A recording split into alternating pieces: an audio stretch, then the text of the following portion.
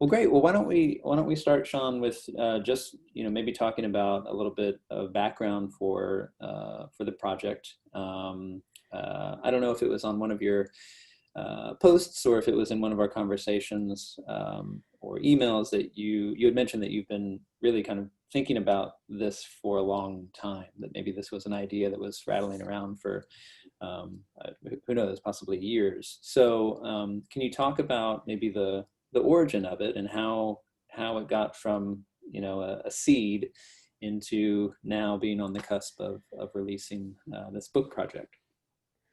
Yeah, I mean, it's really close to 20 years, I think, that I've had this idea. Now, it's not an original idea, of course. I mean, I had seen, Bob Becker's Lahara and Mudra and loved playing those pieces.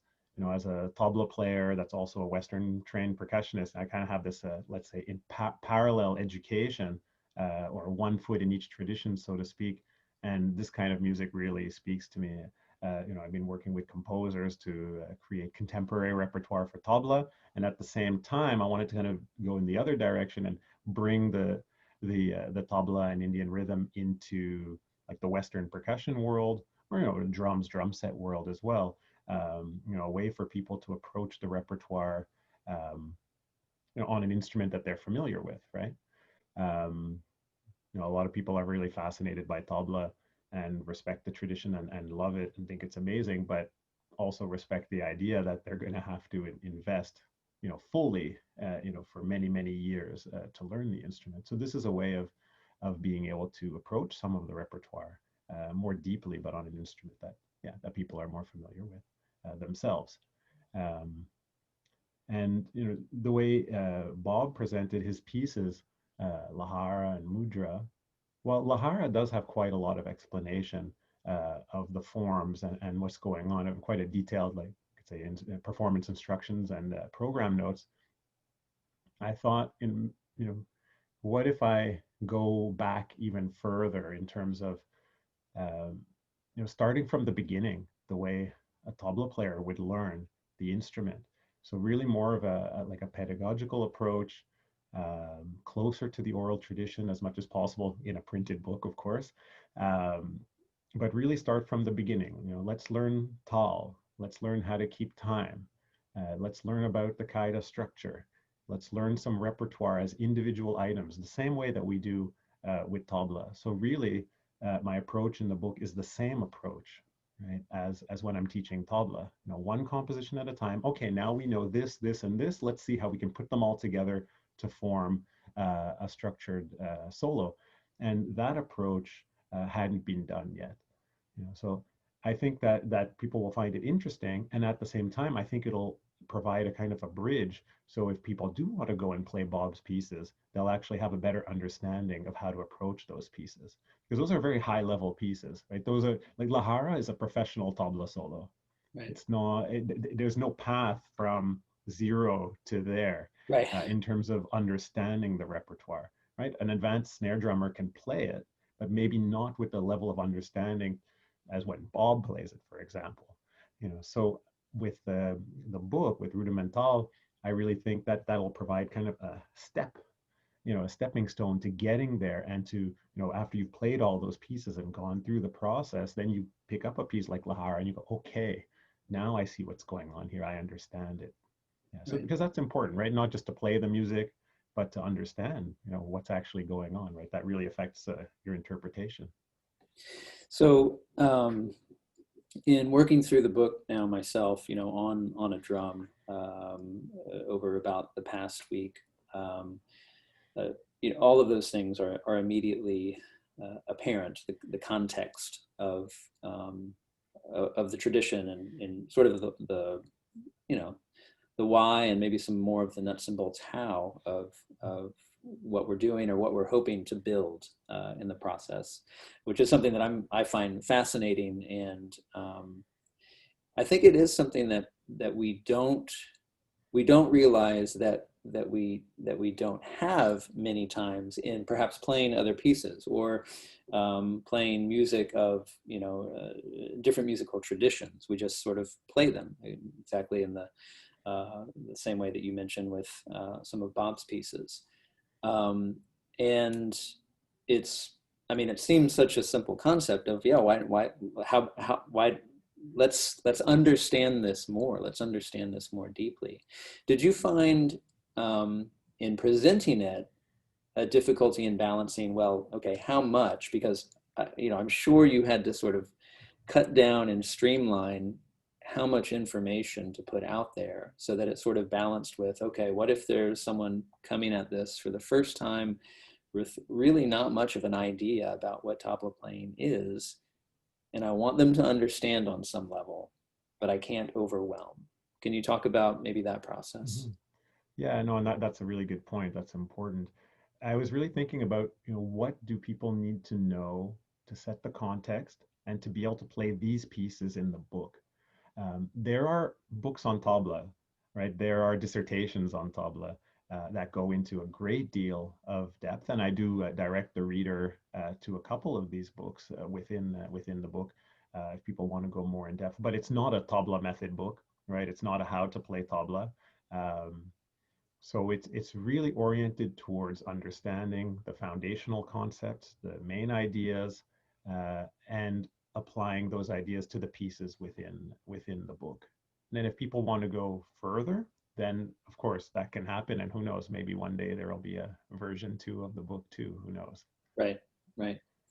So as you built the material, as sculpted and crafted, and were thinking about, um, uh, I guess, transferring this to the snare drum, how much hands-on back and forth did you do between your tabla playing? I mean, we can see in your background right now, you have both Yes. instruments, right? Um, was it just a constant back and forth, or was it something where you just kind of conceptualized what the snare drum music would be like, and then you were able to just pour that out and do it? Or did you have to do a lot of kind of trial and error? Does this transfer? Does it not? Yeah, well, so the one of the great strengths of the Indian classical tradition in general is this use of vocal bowls, vocal syllables, and in fact, on tabla, all our compositions come from the vocalizations first, right? So we learn from the vocalizations.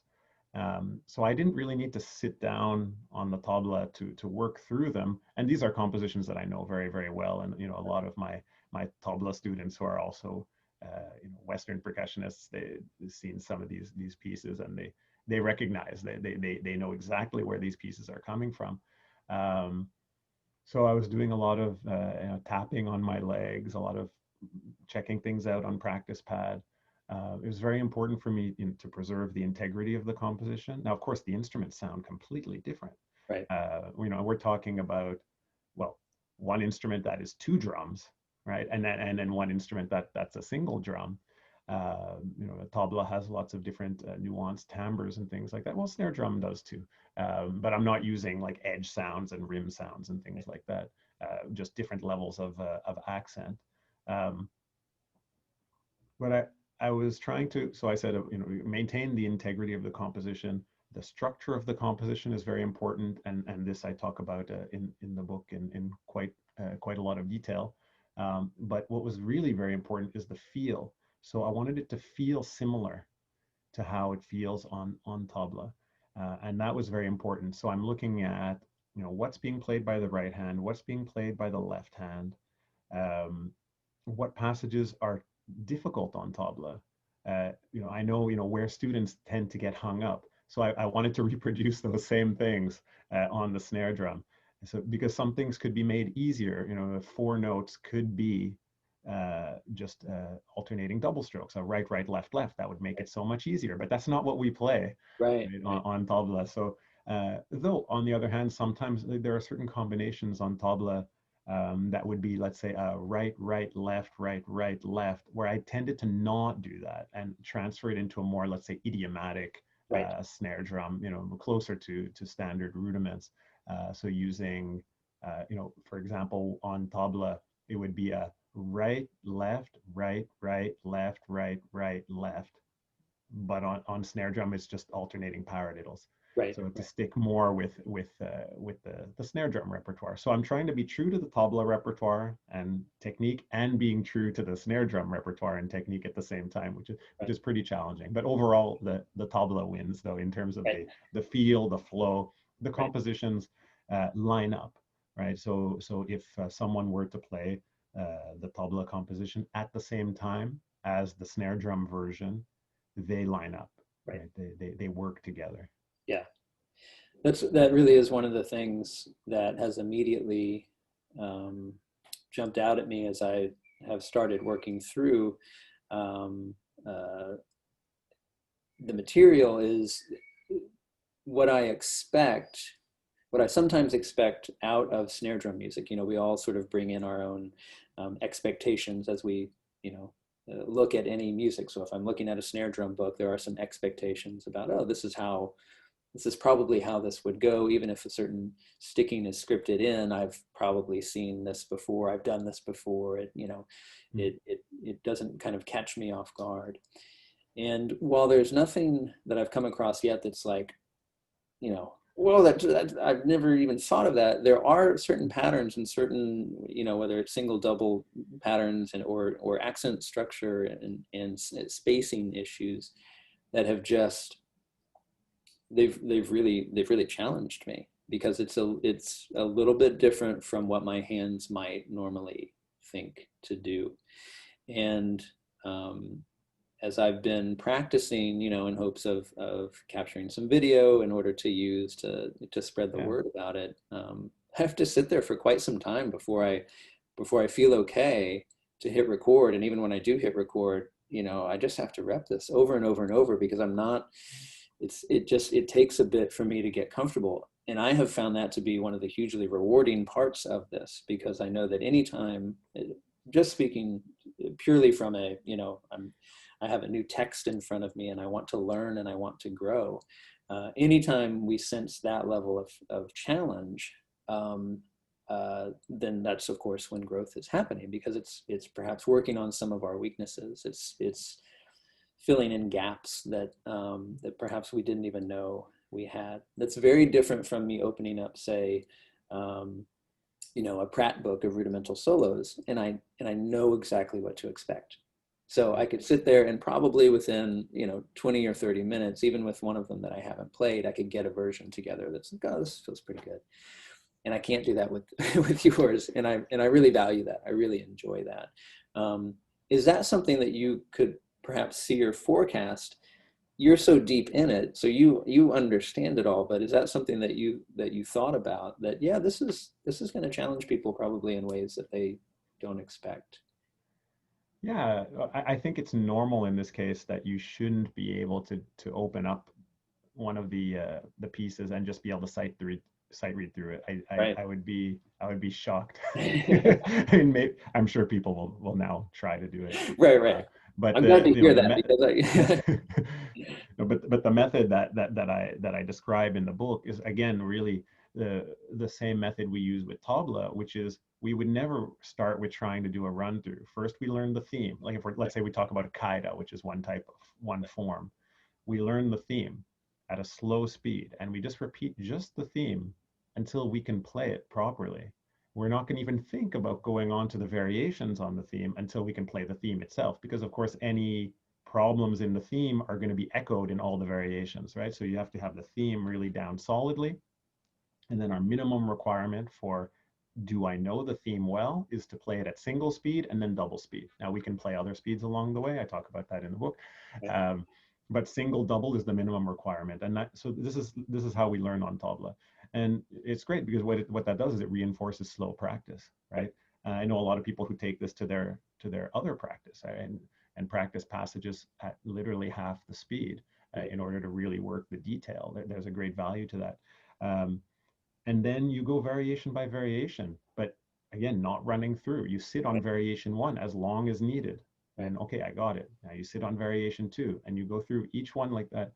Now, when I teach tabla in my lessons, usually it's the kaida theme and maybe variation one within a lesson. right. In the next lesson, we might get to the fourth or fifth variation, and then the next lesson we might get to the eighth variation, right? So Right. it's a slow process, maybe 4 variations per lesson. I mean, I'm not saying it's the only thing we do in the lesson, but it's a gradual process because it takes time to absorb it. You need to repeat it enough times to be able to play it well, reliably, and then Right. eventually to be able to run through each item as it's written on the page, once each. Um, and there's a quote that I have in the book from my guru, my teacher, and he said, "Practice 1 million times, perform once." Right. Right, and that really illustrates, the kind of the work ethic of the tabla player. When tabla players meet each other, it's not "Hi, how are you?" It's "Hi, how's your practice?" Right. And they want to know how many hours a day you're doing. Oh, it's only 6 hours a day. Yeah. It's very, only six. I'm doing 8. Right. So this kind of, so there's great value placed on intense practice, lots of repetitive practice. That's part of it. Right. But the idea is that you get it so ingrained that firstly it's memorized pretty much right away, Right. and you're able to run through with such a kind of fluidity and ease. Right. Ultimately we want to improvise our variations, but Right. not within the context of this book at this point, because when we're learning, as new tabla players, we're not actually improvising the variations. We're learning a pre-composed series that was taught by the teacher. Right. Yeah. I mean, I can see already how the book and the material found within can, in that way, ultimately really last a lifetime. Because even with any of these things, I mean, how is there a way to get to a point? I was just working on the theme of Kaita 3 this morning, and not anywhere close to being satisfied with it. And I don't know if I ever would be. I maybe enough to move on to to the next phase, but it does seem to be something that yet we can still always come back to. And just by perhaps a minor boost of tempo by 2 or 3 clicks, it completely changes the flow and the feel and what I have to do at the level of the hands in order to manipulate the doubles. And am I truly stroking them out, or am I all of those things. I think that's something that is jumping out at me from the get-go with it. And I think it's because of how you have presented it, and in reading the narrative explanation of how to approach all of this prior to, it does hold the player, and I hope this holds true with other people who encounter the book. It does hold the player to sort of this, okay, we have to do this in a certain way, and we have to. This is not something that we're going to work up and put on a recital in a week. you know, that it's a It takes much some time. yeah, it's a Yeah, much much longer process, it seems. yeah. Well, I'm glad you're enjoying that, that part of it, and that you're seeing that. Um, I can only take credit for applying it to the snare drum, really, because Sure. my inspiration entirely is the tradition, Right. and I'm trying to bring how we learn the repertoire, right? Because I'm bringing the repertoire, but also how we learn the repertoire goes along with the repertoire, and bringing that to the snare drum. So this is entirely based on the traditional North Indian classical approach. But I don't think that approach has been applied very much yet to the snare drum. So Right. so this will be something new for people. Not that we don't practice many hours on snare drum already, but it's a certain way of practicing. Right. Uh, and like you say, it highlights these micro details in the technique, the density that we're playing at, the rhythmic density, 2 BPM makes a huge difference, That's right. right? Yeah. Because we're playing at such a high rhythmic density sometimes. Yeah. So there's a lot of little detail, lots of things that you can be working on for a long time. And what myself and a lot of people I know that play Indian classical music, what we all love about it is that the more we learn, the more we realize there is to learn, and how endless it really is. It just makes you feel like really small, Right. because it's literally endless. There's on one kaida, you can come up with hundreds of variations. Right. You can keep exploring down different paths. It's really endless, or for a melodic musician playing raga, they can play one raga every night in concert for a whole year, and it'll be absolutely different every single time, and they'll learn something and discover something new every time. Every time, Right. it's really endless, and that's really one of the great things about this tradition. Yeah, it's a wonderful thing. I think for people like myself and probably a lot of people who will dive into this book, who are coming from sort of this Western classical tradition, like you said, it's not that we don't know sort of the repetitive approach to practice. We certainly do that in our Yeah, own way, but I think especially percussionists. right, right. Yeah. Uh, and someone like me coming out of more of a contemporary music field and sometimes playing pieces that are very repetitive in nature, compositionally. This is still yet another level, and I think being able to absorb that approach and then map it back onto what we do, I think there's really enormous benefit in that. I mean, I think anybody who's practiced snare drum has probably spent, the equivalent of weeks or months on the first 3 pages of George Stone's Stick Control. And, this is not unlike that in some ways because, it's different sticking combinations. But I don't know, it feels different in how it's presented and how you've presented it. And then trying to get inside of it as a player. It feels like, well, I'm going to have this book on my stand for for decades now, and that's good. That And that sounds I can great. always Yeah. come back to it, and say, hey, let's try to jump into this next thing. So we've you talked about the snare drum itself a little while ago, and in terms of, yeah, sure, it's able to achieve different timbres, but ultimately it's a monotone-ish type instrument. Did you have any thoughts about what people's drums should or shouldn't sound like, or what type of snare drum this material could or should be played on? Does it matter to you? Snares on, snares off, deep drum, thin drum, loose snares, tight, or does it not matter? It matters in terms of it should sound good. Other than that, I'm not as specific as Bob Becker. Yeah, He talks about a certain sound, and it's quite a muffled sound in order to hear the articulation. Um, Now, the tabla is quite a resonant instrument, so I don't mind some sustain there. yeah, I think it could be a very nice thing, but it is important that the articulation be clear.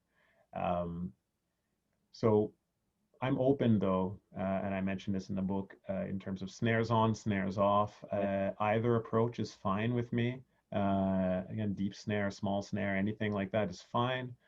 It just needs to have a good tone, and that we can hear the rhythm, right? right, So if you're playing some of the relas at high density, fast stuff, we need to be able to hear the rhythm. It shouldn't become like a buzz almost, right? The double right, strokes. We need to hear the rhythm because tabla actually doesn't have rolls.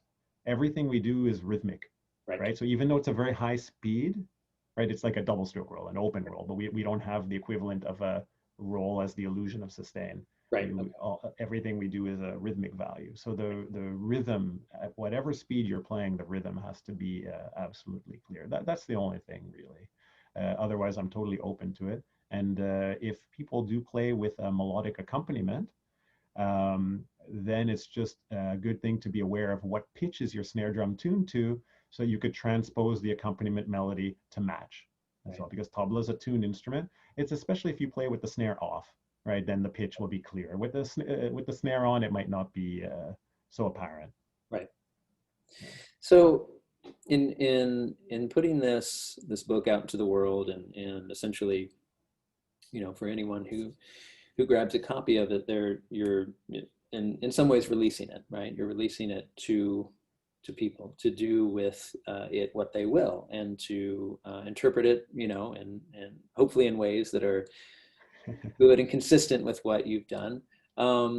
but always there's probably, especially with snare drum material, we tend to get creative with snare drum material, and maybe not creative in ways that are sort of improvisationally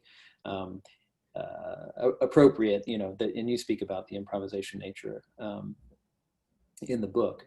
But if someone were to take, Kaida one and put, a samba foot pattern underneath it with drum set, so at that point, and this is I'm just curious, but is that like, stop, no?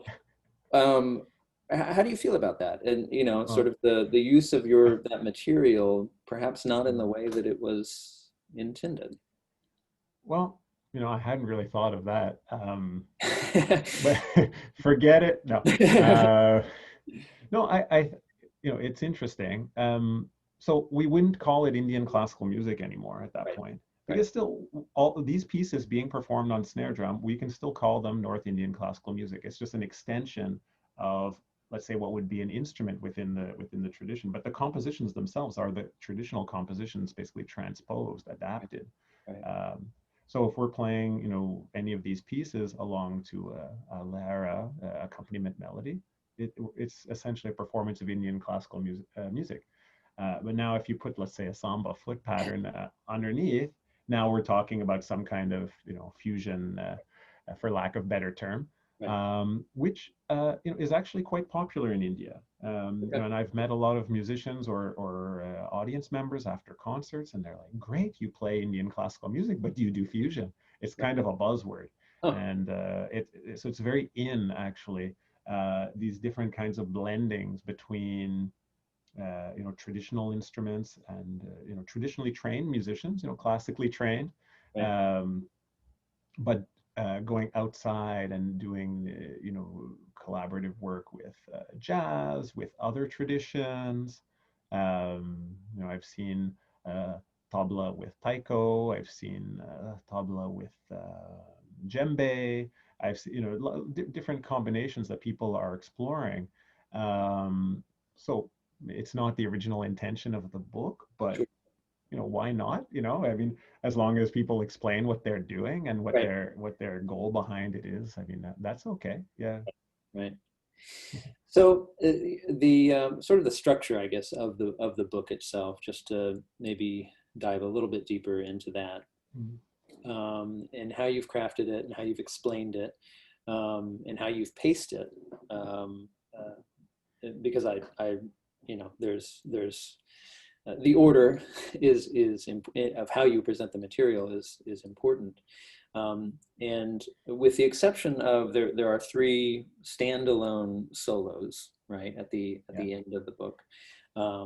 So minus those, everything else is this sort of construction, this deep construction and practicing of material that is then ultimately put together, um, in order to create a piece of music. Um, Yes. and of course, that's very, very different from what most people who are, diving into a new snare drum book are going to find. Mm. Um, but of course, that's also the beauty of it. Um, is maybe from a conceptual standpoint, and I think you do a brilliant job of explaining all of this, the how-to. But do you think there's just sort of this extra, like, does that challenge, uh, um, did it ever scare you when writing this to think, I don't know if people are going to be able to do this? I mean, it makes sense to you because you know what you're doing, but are people going to be able uh, to craft this in the way that it should be? And I say that already knowing that you've done an incredible job, and that I do think the answer is yes, they're going to be able to. But I just wondered about your approach to it, that if you thought, Yeah. I don't know if this is going to work. Well, I mean, there's two parts to the answer, I guess. So, I mean, one is this is exactly what my tabla students are doing, like all the time, every Right, day, with my guidance, of course. And the difference with a book is that the guidance is printed inside. I'm not there to check on what people are doing all the time. Though I am quite available online if people do right. want to get in touch. I'm all for it. so that's one aspect of it. It's really a reflection of how we learn things in the tradition. But otherwise, let's say people were just in a rush to get to the music and they don't want to read the introduction. Now, I think they'd be missing out on a lot of very important cultural information, and that's very important. Um, but let's say people just skip right away to Kaida 1 and play.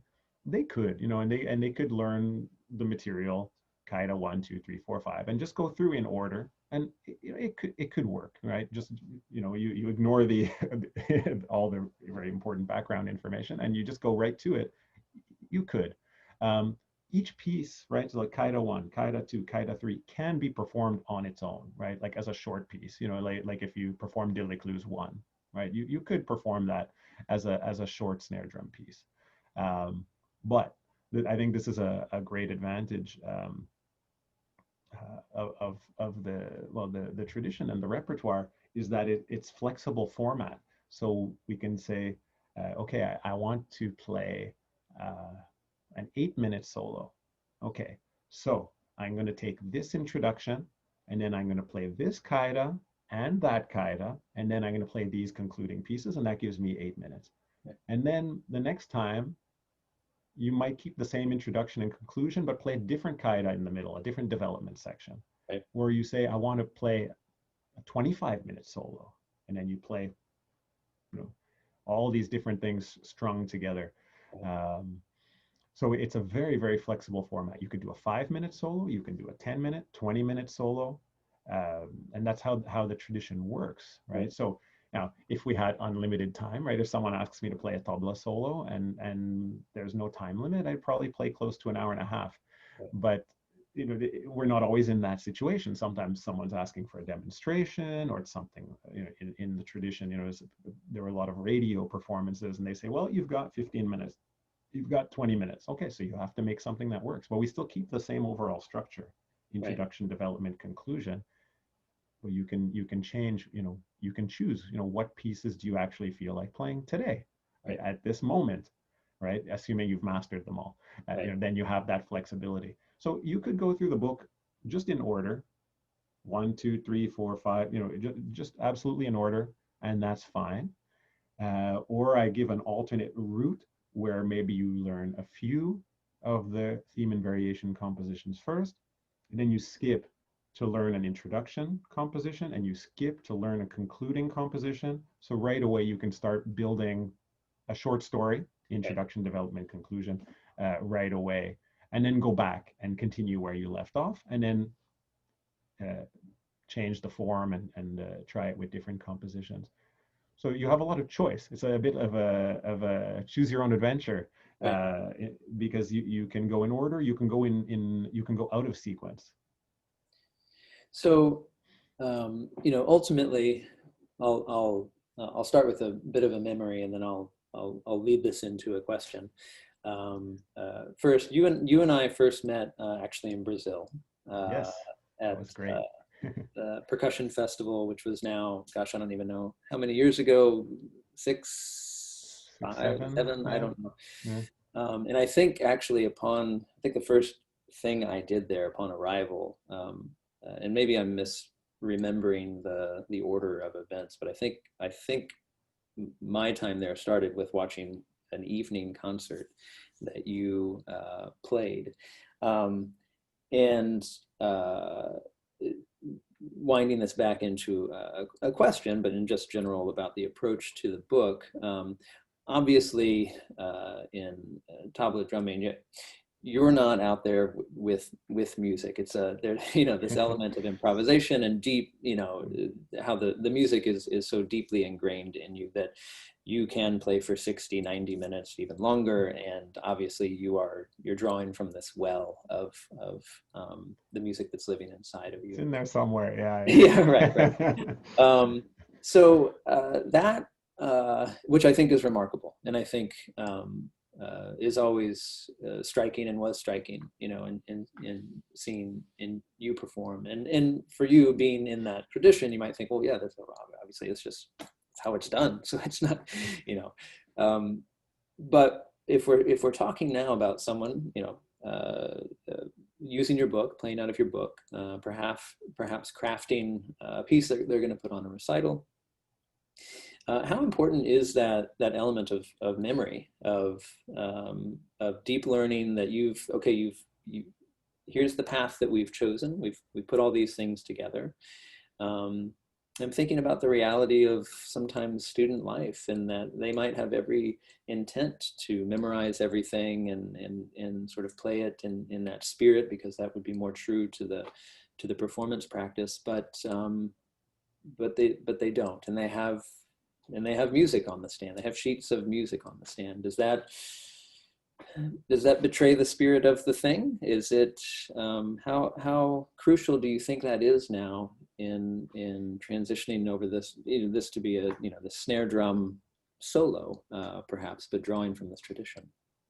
I think I'd be pretty surprised with the amount of repetition Right. needed to learn that it didn't become memorized. I would be pretty surprised. I think you would have to work pretty hard to not memorize it. And also the approach that I talk about in terms of trying to understand what changes from one variation to the next. Because when you actually understand the structure and what's changing, then it's almost as if you're generating the variation yourself, that you're improvising it yourself in the moment, even though it's pre-composed, but you're creating the structure based on the idea rather than recreating or reproducing notes on a page. Right. It's a so if someone playing any of the compositions gets to that point, I mean, that's great, and then they've kind of gone all the way in terms of playing in the tradition, at least with pre-composed variations. Um, I think though in a pedagogical context, if someone has to play it with notation, that's okay. It's the argument I think for memorization just in general, and percussionists having walls of music in front of us, separating us from the audience so often. It creates a kind of a barrier, right? Not necessarily intended, but it does create that. So I would definitely encourage people to try to memorize it. Um, but if it's not, it's okay. It's okay. Because that's part of it. I mean, in the Indian classical tradition, no one would play with a paper. That Right. that just would not happen. Right. But this is part of the, let's say, cross-cultural or intercultural dialogue here. That more often we do play our snare drum music with the sheet in front of us. Unless you're in drumline, then I suppose then you're very used to memorizing, and then maybe that won't be an issue. Right. Um, but this music is very pattern based, right? And through the themes and variations, you see how that pattern evolves. So I think it's very realistic, I think, to be able to memorize it once you get the gist of, okay, I see what's happening from here to here, and then from here to here, and you see how the motive is moving around and changing in time. And it's not quite so abstract as a lot of contemporary music, for example. Right. Right. Yeah, I am very curious to see. As you know, I'm based in Texas, and marching band and drumline is king here. Certainly for younger students, high school level, but even into college. Um, and I am really curious to see that interaction with your book Rudimental, with um, snare drummers essentially who are coming from a very rudimental background, playing tons of choppy stuff, whose hands are in incredible shape, and this is just sort of the vocabulary that they speak on a day-to-day basis. Uh, the difference, of course, obviously, is this enormously different musical context. But I think also these issues of feel and nuance that I spoke about earlier in my own work through the book. Um, and I'm just fascinated by what will happen. you know, Oh, I'd love to see a snare line, playing any of this music together. It'd be amazing to see. right, right. Yeah, and I would love to have kind of, feedback and yeah, I'm just looking forward to, hopefully seeing, people sharing their adventures in the book, and, seeing what people are up to, because, you posted a small clip, this was like the first time that I was seeing someone else playing, Right. the music from the book. It's not just me. There's other people playing this. That's right. I've been, mainly a performer, not a composer, right? Right. So for me, it's an amazing thing to see. Wow, people are playing this. So I really look forward to that, to seeing what people will do, how people will interpret, and it's really, my guru's legacy. I mean, it was his family heritage, his tradition, and he would pass it on and taught it to a great deal of students, both from India and outside of India. And the whole point of it is to spread the tradition around the world, to share awareness, appreciation, understanding of the tradition. And so this is a different way of achieving that, so just part of getting this style of tabla playing to be better known around the world. Yeah. Yeah, I do. I think that is, one of the most high value aspects of this whole thing, and I do hope people recognize, and I guess maybe for lack of a better way to say it, take advantage of that they get to be a part, maybe a small part of this tradition, by way of this book. And I think it can be intimidating. I know I've always been incredibly intimidated, by tabla playing and by people who do that, because as you said earlier, the one thing I've always known about it, other than appreciating it, from hearing performances, is you can't do that unless you can carve out, this enormous swath of daily, weekly, monthly, and year on in time, to dedicate yourself to it. And so, what I love about this is that I think this allows some people in that might not have otherwise entered into that environment. And I admit, even when I, posted my little practice video, I was a little scared. Like, I don't know if I'm doing this correctly. I mean, I know how to read the notes on the page, and I absorbed all of the narrative beforehand. And so, but I just want to post a representative chunk. Here's kind of what I was working on today. Well, but just to speak to that, I shared your post, and one of my students, well, I said, are any tabla players out there? Can you recognize what composition this is? And you didn't start it from the beginning. You Right. started it Right. towards the end, Right. and he correctly guessed which composition it was. So, even though you hadn't heard it on tabla, Right. And I'm thankful that that means also that what I've written on the page is translating, Right. that he recognized. He doesn't play any other instrument other than tabla. He only Right. plays tabla, Right. and he recognized immediately what composition you were playing. Right. So I was very happy about that, and that also speaks to your interpretation as well. Without Right. knowing that you were doing it, you were doing Yeah. it correctly. Yeah. I didn't completely Yeah. mess it up. That's good. Yeah. um, so maybe to end with, Shawn, let's, sort of a recapping or overview type look. The book, Rudimental, is coming out very, very soon. Our anticipated release is, in fact, next week, the week of September 21st. We've had a really nice pre-order period that has generated a lot of excitement. The book is a substantial addition, I think, to any percussionist's library. But it is. It's a serious text. I think it's around 85 pages, something like that. Tons of material, tons of explanations, tons of context, and it has been, as you mentioned, years in the making. And you can tell from looking at it how much of yourself you have poured into it. Any sort of general kind of parting words as we continue to talk about it, as we get ready to do our official release and have the books in hand from the printer, about the project and about what you hope to see from this, and what you want to perhaps come out of it, other than the stuff that all the stuff that you've already mentioned, of course.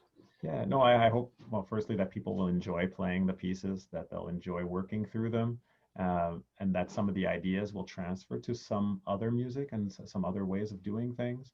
I know for me, that's absolutely the case. My whole life revolves around tabla, and it's literally affected my approach to everything. So I'm hoping that some of that may rub off in a positive way. Also, that it may inspire people to look into Indian classical music a little more. To the book will help to have a better understanding rhythmically of what's going on, so people might be a little less intimidated to check out like tabla solo performances. Very often you have some great Indian musicians touring around. Not these days, unfortunately, but when things pick up again, sitar performances, santur, vocal performances, always with tabla accompaniment. Go check it out. So if this text can be a way of helping people to not be as intimidated, so a sort of a gateway into Indian classical music, that would be really great. Excellent. Well, I know for me, I'm very grateful that you've allowed me and Liquidrum to collaborate with you in order to help get this out. It's been illuminating for me, and as I mentioned before already, can see a lot of growth and potential growth that will come out of this for me as a musician. And let's be frank, a middle-aged musician. I've been doing this for for at least a good amount of time, and so it's refreshing to get something that I know is going to challenge me in different ways. And likewise, thank you for helping me to get this book out to a larger audience.